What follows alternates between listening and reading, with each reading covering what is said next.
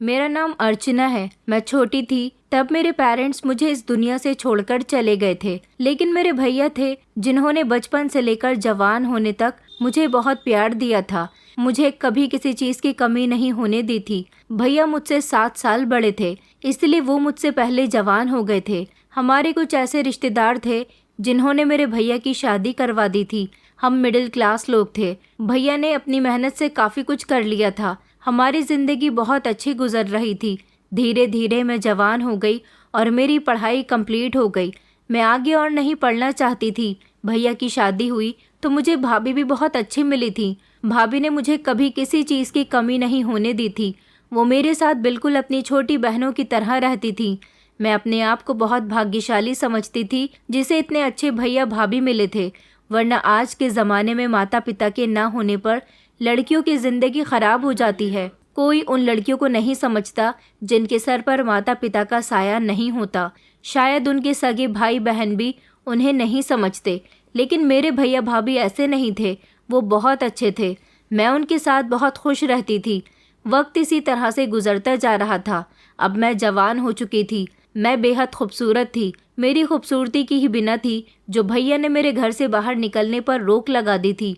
वो भाभी से भी कहते थे कि तुम ज़्यादातर अर्चना को घर में ही छोड़कर जाया करो। ऐसा वो क्यों करते थे, ये बात मैं अच्छी तरह से जानती थी, क्योंकि भैया को डर रहता था कि उनकी बहन पर कभी किसी की गलत नज़र न पड़ जाए, उनकी बहन की खूबसूरती को किसी की नज़र न लग जाए। कभी कभी ऐसा होता है कि उन पर ज़माने वालों की नज़र लग जाती है तो फिर उन लड़कियों की तकदीर बदल कर रह जाती है। मेरे भैया कम उम्र में मेरी शादी नहीं चाहते थे। उन्होंने बचपन से लेकर अब तक मुझे पाल पोस कर बड़ा किया था, इसलिए जवान होने के बावजूद भी मैं उनके लिए उनकी छोटी सी बहन ही थी। वो मुझे हमेशा बच्चों की तरह ट्रीट करते थे। भाभी मेरी पसंद की हर चीज़ मुझे घर में ही लाकर दे दिया करती थी। मुझे ज़्यादा बाज़ारों में घूमने की भी परमिशन नहीं दी गई थी। मेरे भैया भाभी ने मेरे लिए पहले ही काफ़ी कुछ किया था, इसलिए उनकी इतनी सी बात को मैं मान ही सकती थी। वैसे मेरे पास मोबाइल फ़ोन भी था। घर में हर तरह की चीज़ें अवेलेबल थीं, जिससे मेरा मन लगा रहता था। काफ़ी टाइम हो गया था, मगर भैया भाभी के पास अपनी कोई औलाद नहीं थी, इसलिए वो अपना सारा प्यार मुझ पर ही लुटाया करते थे। हम तीनों के ही पास अलग अलग मोबाइल्स थे। भैया ने कहा था कि अब वो वाईफाई आ गया है, इसलिए नेट की कोई दिक्कत नहीं होती। हम भी अपने घर में वाईफाई लगवा लेते हैं।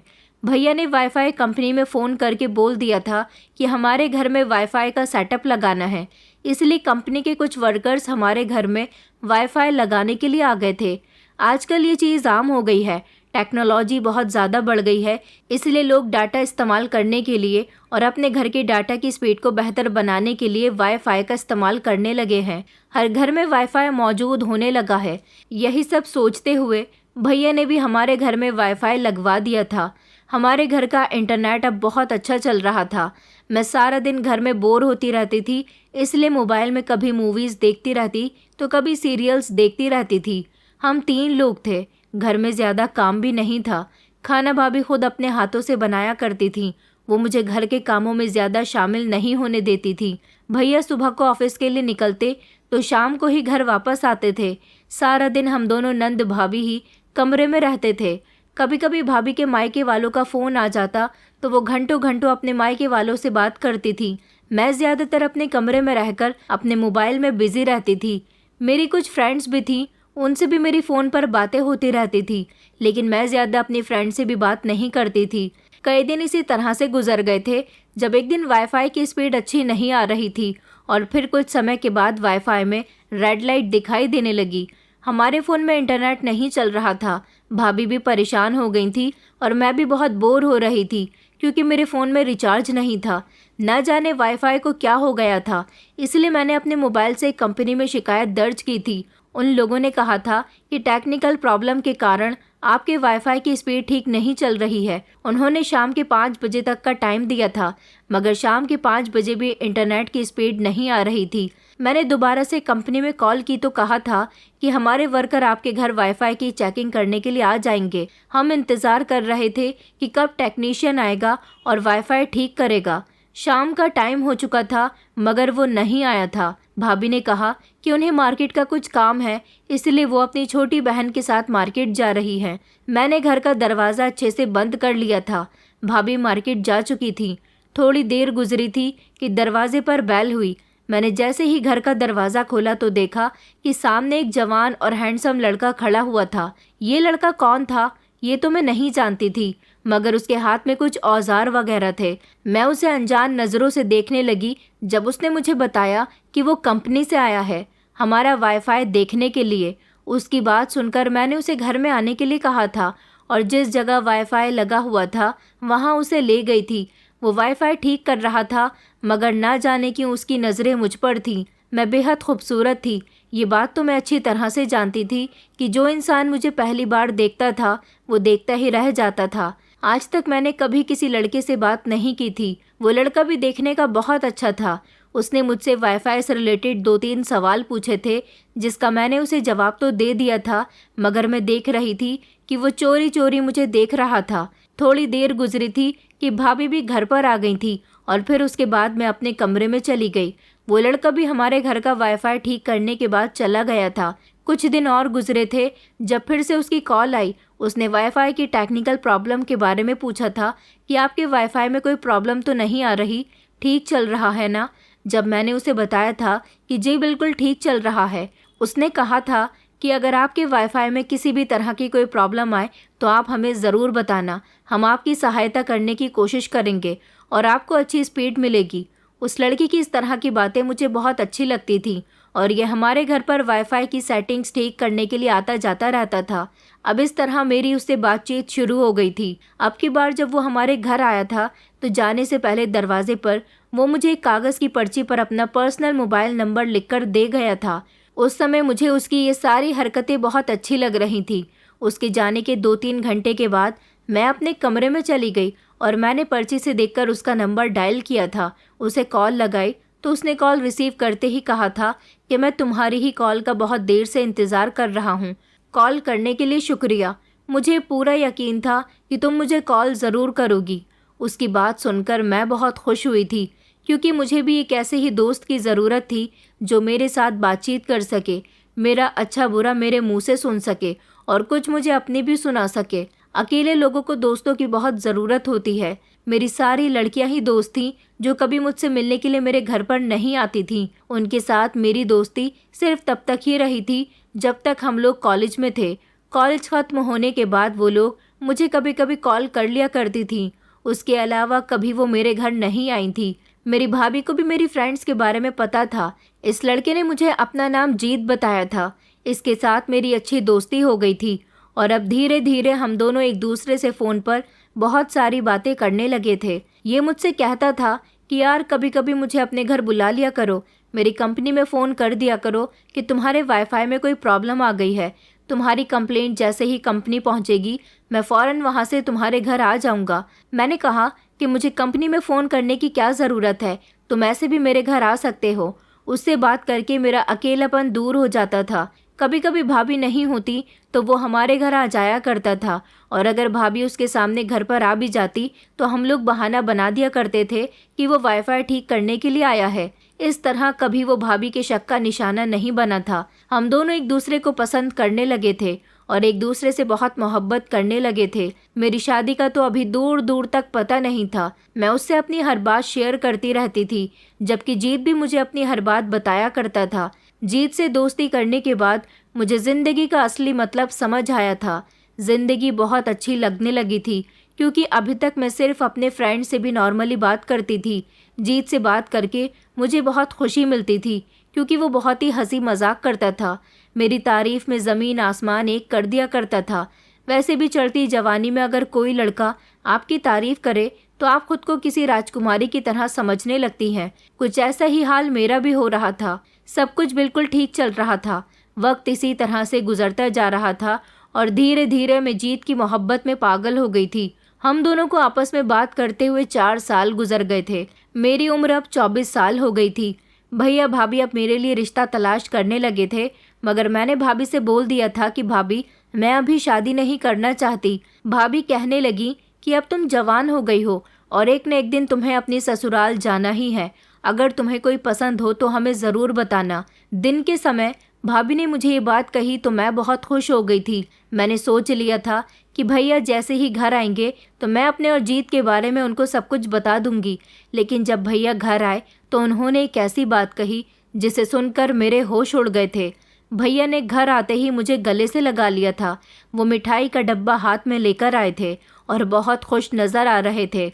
भैया को इस तरह खुश देखकर मैं भी खुश हुई थी, लेकिन मुझे समझ नहीं आया था कि भैया किस बात से खुश हैं। जब उन्होंने भाभी को गले लगाते हुए उनसे कहा था कि मुझे मेरी बहन के लिए बहुत अच्छा रिश्ता मिल गया, ये बात सुनते ही मेरे पैरों तले से ज़मीन निकल गई। मैं भैया की बात सुनकर जैसे ही कहीं खो सी गई थी। मुझे ऐसा लग रहा था जैसे किसी ने मेरे पैरों को दबोच लिया। मैं आगे नहीं बढ़ सकती। मुझे अपने शरीर में करंट सा दौड़ता हुआ महसूस हुआ था, क्योंकि मैं तो जीत से मोहब्बत करती थी।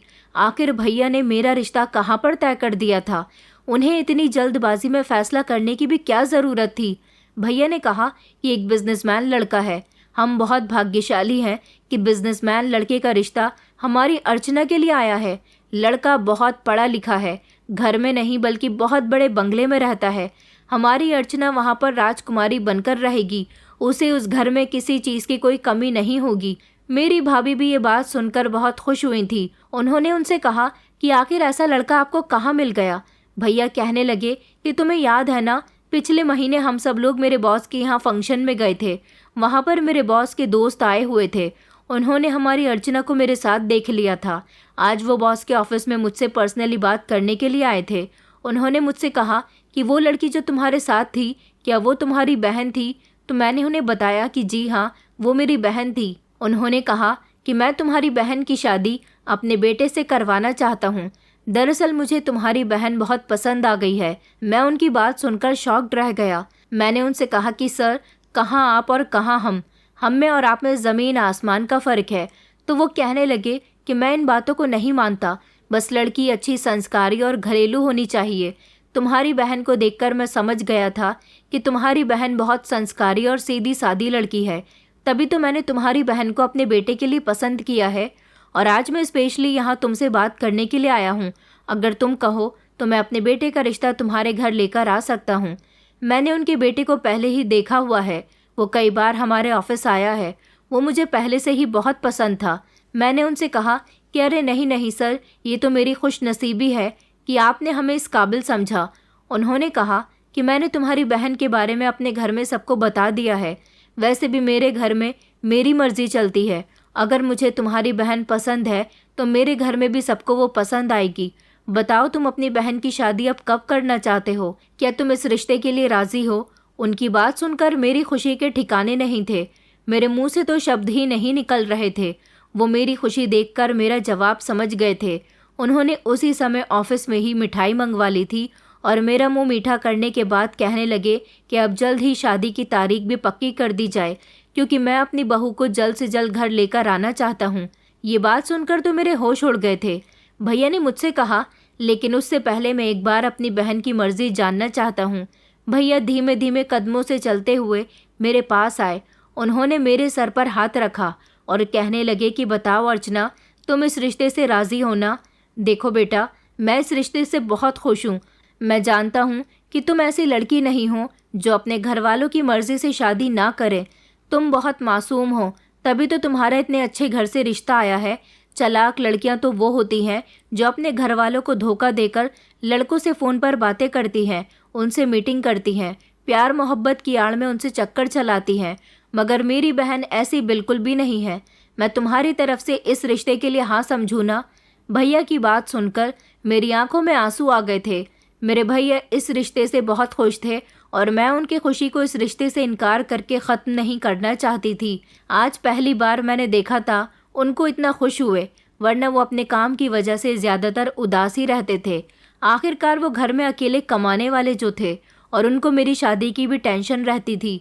बचपन से लेकर अब तक उन्होंने मेरा बहुत ख्याल रखा था। मैं इस रिश्ते से इनकार करके उनका दिल नहीं तोड़ना चाहती थी, इसलिए मैंने उनको रिश्ते के लिए हाँ कर दी थी। मैं अपने कमरे में आकर उस दिन बहुत रोई थी। मैंने अपना मोबाइल देखा तो उसमें जीत के ढेर सारी कॉल्स और मैसेजेस थे।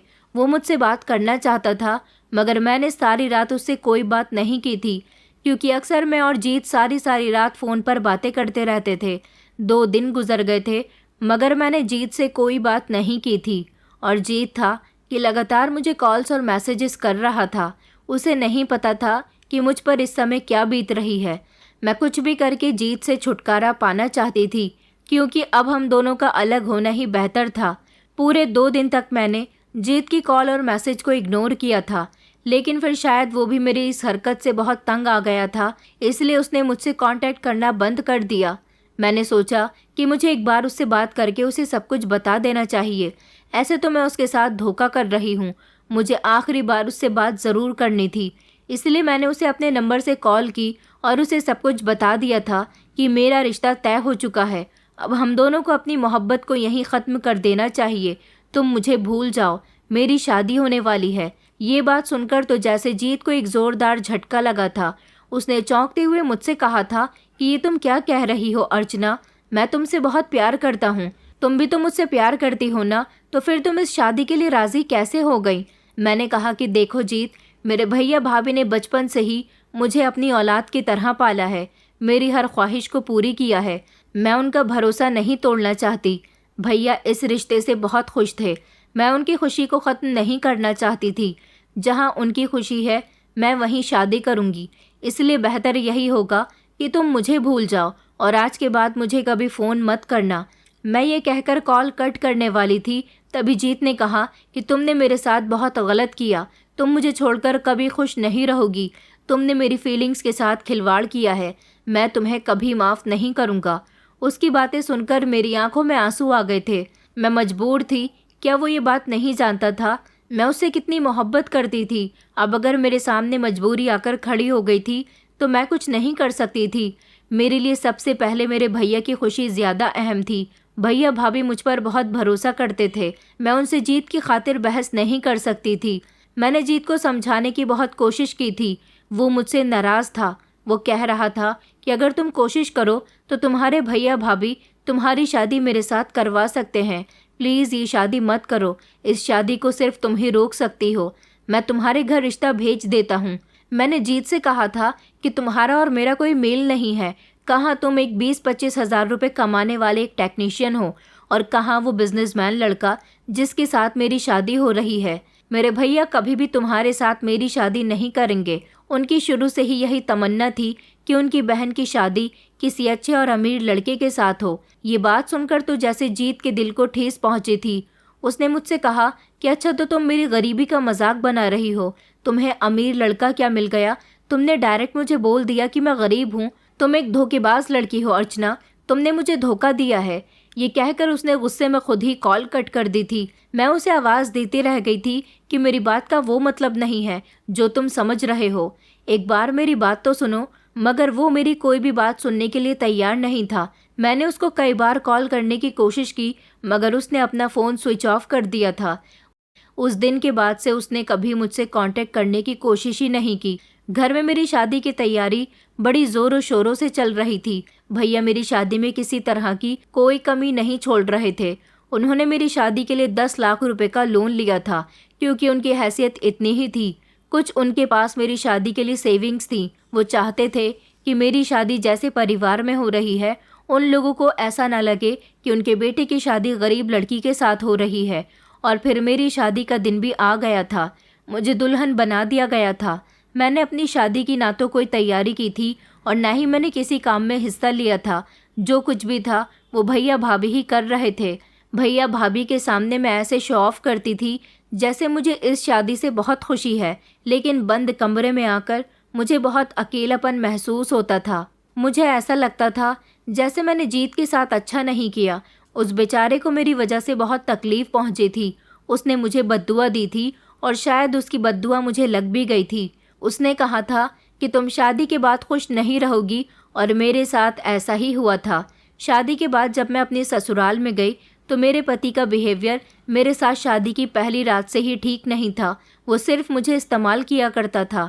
बाकी उसने पत्नी वाली मुझे कोई खुशी नहीं दी थी। मेरी सास और एक नंद भी थी, उन दोनों का बिहेवियर भी मेरे साथ ठीक नहीं रहता था। अगर मेरे साथ किसी का बिहेवियर ठीक था तो वो मेरे ससुर थे, जो मुझे अपनी पसंद से इस घर की बहू बनाकर लाए थे।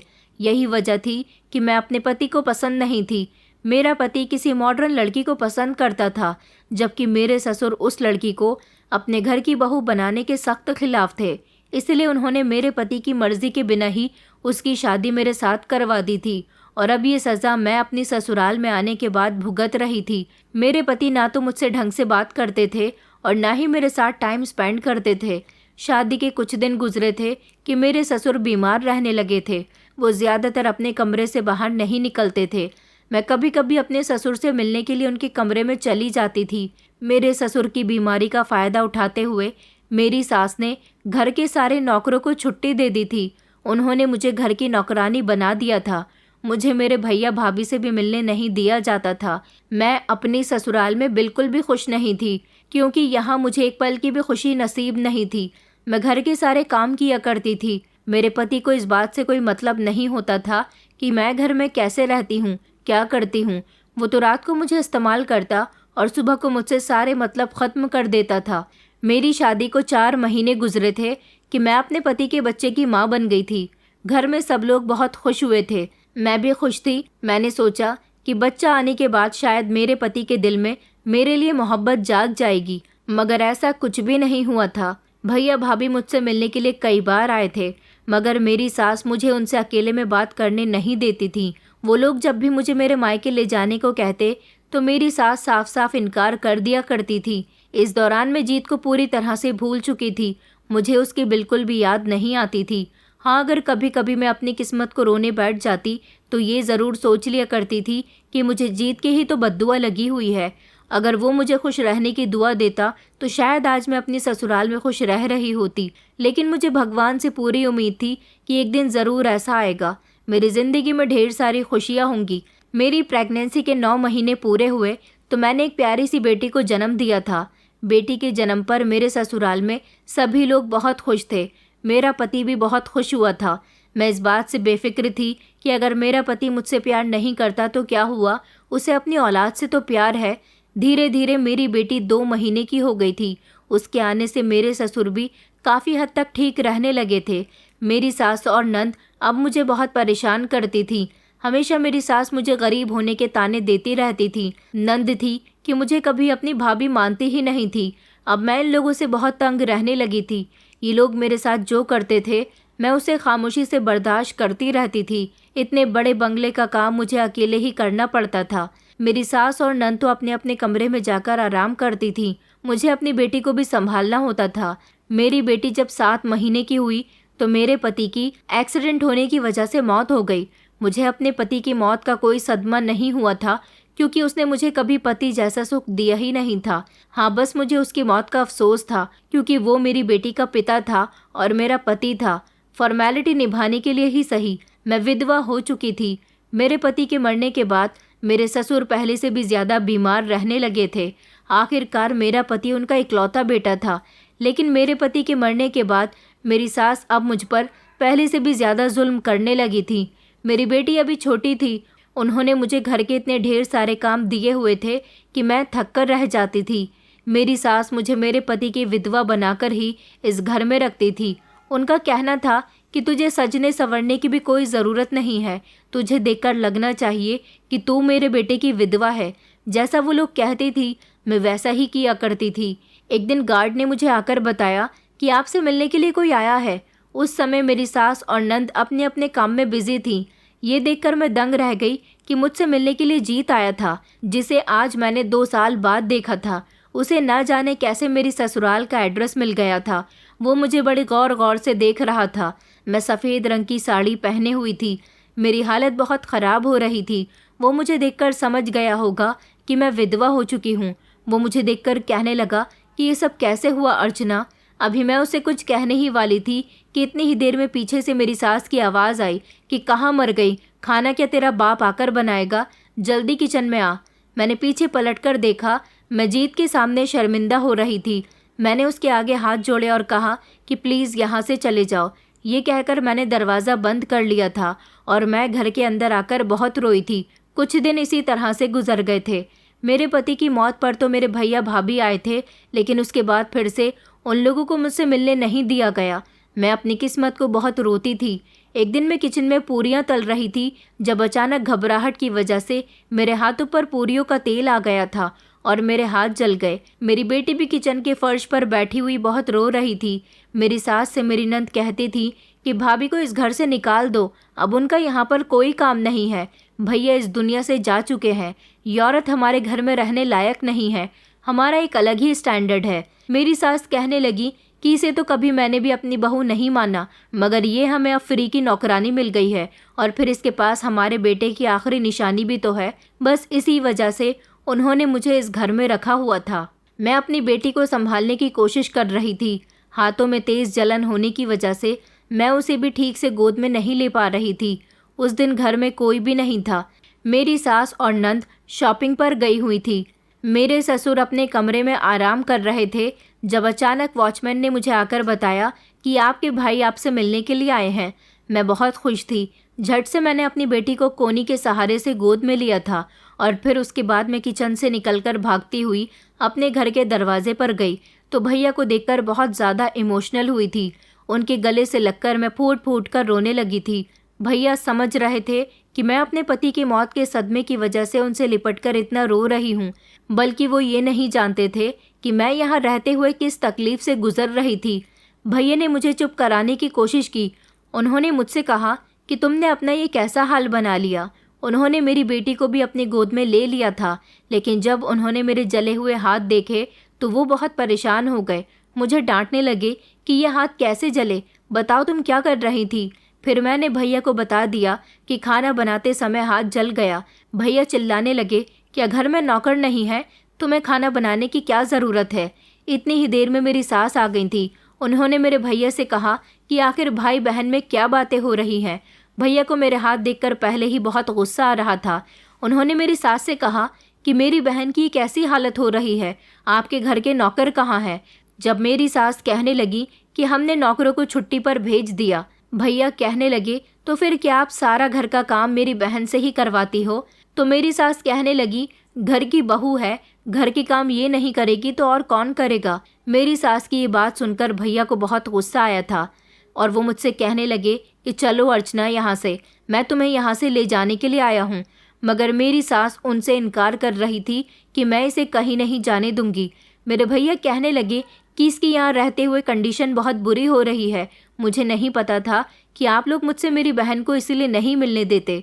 मैंने सोचा था कि आप लोग बड़े लोग हो, मेरी बहन आप लोगों के साथ बिजी रहती होगी, मगर मैं नहीं जानता था कि मेरी बहन को यहाँ पर नौकरानी बनाकर रखा जाता है। भैया को मेरी हालत देखकर बहुत तकलीफ पहुँची थी, इसलिए वो मेरी सास से लड़ झगड़ कर मुझे अपने साथ ले आए थे। मेरी सास ने पहले तो बहुत हंगामा किया था, मगर फिर अपनी बेटी के समझाने पर वो शांत हो गई थी। उनकी बेटी ने उनसे कहा था कि मम्मी इसको जाने दो, अगर भैया का बेटा होता तो आप उसे यहाँ रख लेती। इसने बेटी को जन्म दिया है, बाद में आपको उसकी शादी भी करनी होगी। बेटा होता तो कोई बात नहीं। ये बात सोचते हुए मेरी सास ने भी मुझे भैया के साथ जाने दिया था। और फिर मैं जब घर आई तो भैया भाभी से लिपटकर बहुत रोई थी। भैया भाभी को मैंने अपने साथ हुए एक एक जुल्म के बारे में बता दिया था। भैया कहने लगे कि तुमने ये सब कुछ खामोशी से बर्दाश्त क्यों किया, हमें इस बारे में बताया क्यों नहीं। मैंने कहा भैया मैं इस रिश्ते को निभाने की कोशिश कर रही थी, आखिरकार आपने मेरी शादी इतनी उम्मीद के साथ की थी। मेरी बात सुनकर भैया की आंखों में आंसू आ गए थे। मैं अपने मायके में आई तो अपनी बेटी के साथ बहुत सुकून से रह रही थी, मगर मेरे चेहरे की हंसी बिल्कुल गायब हो चुकी थी। आखिरकार मेरी ज़िंदगी में इतना कुछ जो हो गया था। अपने मायके आने के बाद मैंने अपना मोबाइल ऑन कर लिया था। एक दिन मैं अपने कमरे में आराम कर रही थी जब भाभी ने आकर मुझे बताया कि तुम्हारी एक दोस्त तुमसे मिलने के लिए आई है। मैं भाभी की बात सुनकर चौंक गई थी। मैं बाहर देखने के लिए गई कि आखिर मेरी कौन सी दोस्त आई है, तो ये देखकर मैं हैरान रह गई थी कि ये न जाने कौन लड़की थी जो खुद को मेरी दोस्त बता रही थी। भाभी कहने लगी कि ये लड़की तुम्हारी शादी के बाद कई बार यहाँ तुमसे मिलने के लिए आई है। एक बार तो इसने मुझसे तुम्हारा एड्रेस भी लिया था, कह रही थी कि तुमसे मिलना चाहती है, लेकिन मैं इस लड़की को नहीं जानती थी। मैं ये बात भाभी को बताने ही वाली थी जब उस लड़की ने मुझे खामोश रहने का इशारा दिया। न जाने ये लड़की कौन थी। वो कहने लगी कि चलो अर्चना, हम लोग बैठकर बातें करते हैं, काफ़ी टाइम बाद तुमसे मिली हूँ ना, तो तुमसे ढेर सारी बातें करके जाऊंगी। भाभी ने भी कहा कि हाँ तुम दोनों कमरे में जाओ, मैं तुम लोगों के लिए चाय लेकर आती हूँ। मैं उस लड़की को लेकर अपने साथ अपने कमरे में चली गई थी। जब उसने मुझसे कहा कि मुझे माफ़ करना अर्चना, मैं जीत की बहन हूँ। तुम्हारी शादी के बाद मेरा भाई बहुत टूट कर रह गया था। दरअसल मैं तुम्हारे और जीत के बारे में सब कुछ जानती हूँ। जब तुम्हारी शादी हो गई तो मैं यहाँ कई बार आई थी। ज़रूर तुम अपनी शादी के बाद अपने मायके आई होगी, इसीलिए मैं तुम्हें अपने भाई के दिल का हाल बताना चाहती थी। वो तुमसे एक बार बात करना चाहता था, तुम्हें देखकर अपने दिल को तसल्ली पहुंचाना चाहता था, मगर तुम कभी अपने मायके आई ही नहीं। इसलिए मैं तुम्हारी भाभी के पास आई थी। मैंने उनसे तुम्हारा मोबाइल नंबर भी मांगा था। उन्होंने बताया कि तुम मोबाइल यूज़ नहीं करती। उन्होंने मुझसे कहा था कि तुम कभी यहाँ आओगी तो वो मेरी तुमसे मुलाकात करवा देगी, मगर काफ़ी टाइम गुजर गया, तुम नहीं आई। तो मैंने एक दिन तुम्हारी भाभी से तुम्हारी ससुराल का एड्रेस लेकर जीत को दे दिया था। जीत सिर्फ एक झलक तुम्हें देखना चाहता था। जीत तुम्हारी ससुराल चला गया। उसने देखा कि तुम विधवा हो गई हो तो तुम्हारी हालत देखकर उसे बहुत अफसोस हुआ था। उसने आकर मुझे बताया और अभी कुछ दिन पहले मुझे पता चला कि तुम अपने मायके आ गई हो। इसलिए आज मैं तुमसे बात करने के लिए आई हूँ। देखो अर्चना, तुम अब विधवा हो चुकी हो। जीत तुम्हें और तुम्हारी बेटी को एक्सेप्ट करने के लिए तैयार है। वक्त बहुत बदल गया है, लेकिन वो आज भी तुमसे बेहद मोहब्बत करता है। तुम्हें उसके जैसा हमसफ़र नहीं मिल सकता। प्लीज़ मेरे भाई को निराश मत करो। प्लीज़ उससे शादी कर लो। जिस तरह तुम अपनी शादी के बाद खुश नहीं थी, उसी तरह वो भी तुम्हारी शादी के समय से बहुत परेशान है। मैंने उस लड़की की बात सुनकर कहा था कि देखो, मुझे तुम्हारे भाई में कोई इंटरेस्ट नहीं है। उसकी और मेरी मोहब्बत तभी ख़त्म हो गई थी जब मेरी शादी हुई थी। तुम यहाँ से जा सकती हो। वो मेरा हाथ पकड़कर कहने लगी कि तुम्हारी शादीशुदा ज़िंदगी अब ख़त्म हो चुकी है, तो अब तो मेरे भाई को अपने दिल में दोबारा से जगह दे सकती हो ना। मेरा भाई तुम्हें इज्जत से एक्सेप्ट करेगा, तुम्हारे घर रिश्ता लेकर आएगा। मैंने कहा लेकिन मेरे भैया हम दोनों के रिश्ते के लिए नहीं मानेंगे। मैंने अपनी शादी को बड़ी मुश्किल से निभाने की कोशिश की थी। क्या करूं, मेरे भाग्य में ये सब नहीं था। मैं जानती हूं कि अभी भी मेरे भैया जीत के लिए कभी नहीं मानेंगे। इसलिए तुम यहाँ से जा सकती हो और प्लीज़ आज के बाद यहाँ पर मत आना। मेरे भैया भाभी को अगर पता चल गया कि शादी से पहले मेरा जीत के साथ अफेयर था तो उन लोगों को बहुत अफसोस होगा। जब मैंने उससे ये कहा तो वो लड़की बहुत निराश हुई थी और फिर वो वहाँ से चली गई थी। मैं उसके जाने के बाद जीत को याद करके बहुत रोई थी। मैंने उस लड़की से ये सारी बातें कह तो दी थी, मगर मेरे दिल में जीत के लिए अभी भी मोहब्बत थी। मैं उससे बहुत प्यार करती थी। मैंने उसे मजबूरी में छोड़ा था, जबकि मेरा तो बहुत मन करता था कि मैं उसकी हो जाऊं। लेकिन क्या करें, किस्मत में जो लिखा हुआ होता है हमें उसी को एक्सेप्ट कर लेना चाहिए। मैं इसी तरह रोती रहती थी, दिन ब दिन कमज़ोर और बीमार होती जा रही थी, जब एक दिन मैंने देखा कि जीत घर के अंदर आ रहा है। उसे देखकर मेरे होश उड़ गए थे कि वो मेरे घर के अंदर क्या कर रहा था, और वो अकेला नहीं बल्कि भैया के साथ आ रहा था। भैया हम दोनों के करीब आए। मुझे ऐसा लगा जैसे जीत ने भैया को मेरे और अपने बारे में सब कुछ बता दिया है, लेकिन भैया ने मेरा हाथ पकड़कर जीत के हाथ में दे दिया था और कहा था कि ये तुमसे बहुत प्यार करता है। मैंने चौंक कर भैया की तरफ देखा तो भैया कहने लगे कि हाँ, मैं सच कह रहा हूँ।